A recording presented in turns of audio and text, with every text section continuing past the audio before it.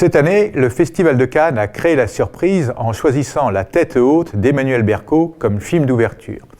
Alors certes, il y a de cela 2 ans, Emmanuel Bercot avait confirmé sa place dans la galerie de la nouvelle génération des cinéastes français ou françaises avec Elle s'en va, qui était une chronique et un portrait de femme centré autour de la star Catherine Deneuve. Si ce choix semble manifester un changement de politique de la part du festival, c'en est peut-être fini de ce qu'on appelle les navets glamour, ce film signe surtout la promotion de Bercot parmi les auteurs français de premier plan. La tête haute est en effet, et de loin, son film le plus ambitieux et le plus réussi. On peut même sans doute le considérer comme l'un des événements de l'année dans le cinéma français. Sur le papier, le projet du film n'a pourtant rien de vraiment neuf, ni de très enthousiasmant, même s'il dénote une réelle ambition. Il s'agit de suivre le parcours judiciaire d'un jeune garçon délinquant sur une période de 10 années, depuis sa première convocation chez un juge à l'âge de 7 ans jusqu'à l'aube de sa majorité. Le film semble ainsi se placer dans une lignée qui, pour le meilleur parfois pour le pire, décrit les rouages d'une machine administrative et judiciaire de manière semi-documentaire.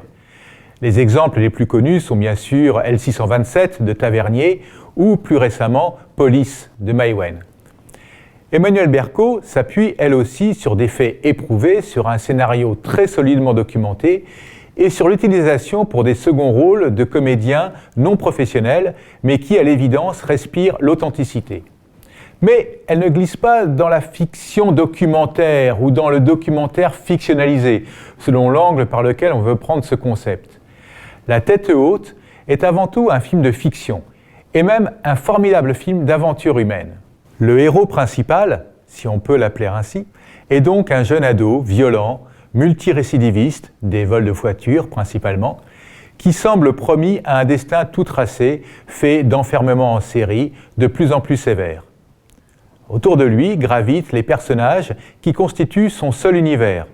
Une mère infantile et irresponsable, des éducateurs dont certains finissent par craquer face à lui, et surtout une juge inflexible et intelligente, jouée par Catherine Deneuve, qui est impériale en force de la justice, proche d'une figure de divinité matriarcale.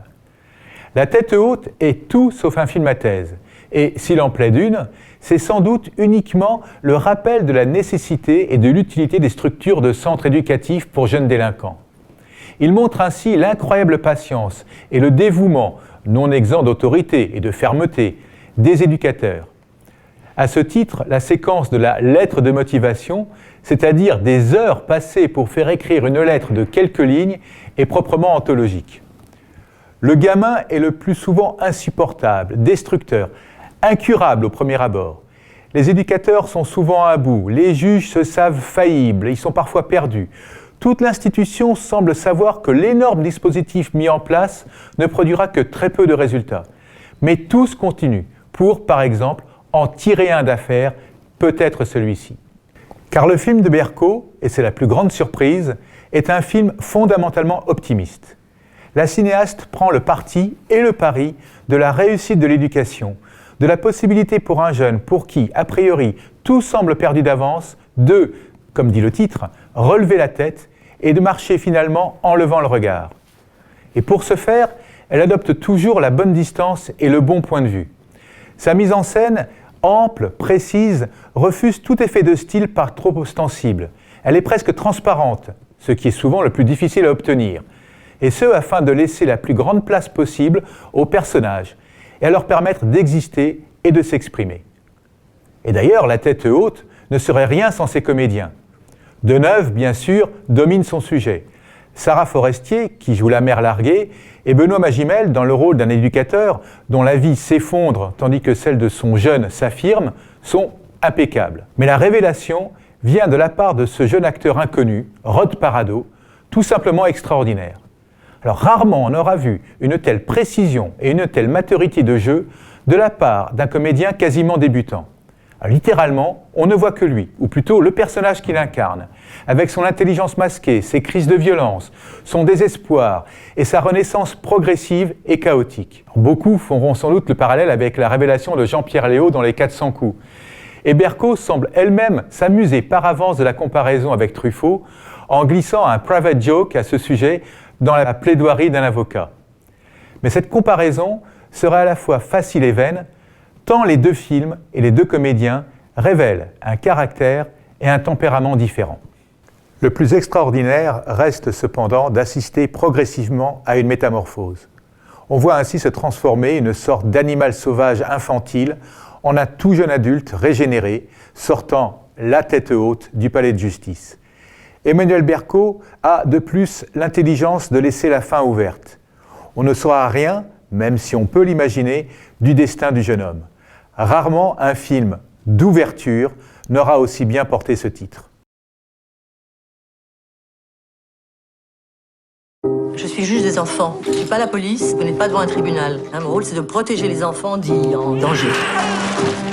Eh ben garde-le, y a pas de problème. De toute façon, bonne chose, parce que c'est un boulet pour tout le monde, ce gosse. Allez, Ferrando.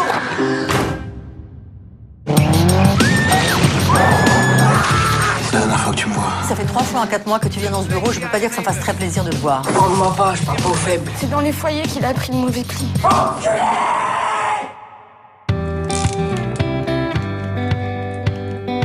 T'es qui, toi? C'est lui ton éducateur à partir d'aujourd'hui. Je reste pas là, je te dis. Saisis ta chance, mon gars. Là, on t'en offre une, alors prends-la, putain! T'es ici pour ton bien. La capuche? Cours, malhonnête, cours. Allez, reste avec nous, Marlo, allez. Je suis un point à rien. Ça, c'est à moi de le dire et je suis pas d'accord avec ça.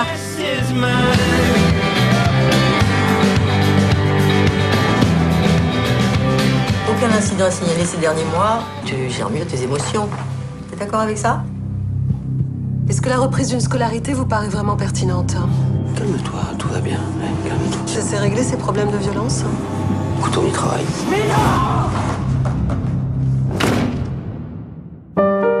Je suis fatiguée de le suivre comme ça. Dans les commissariats, dans la justice, j'en peux plus.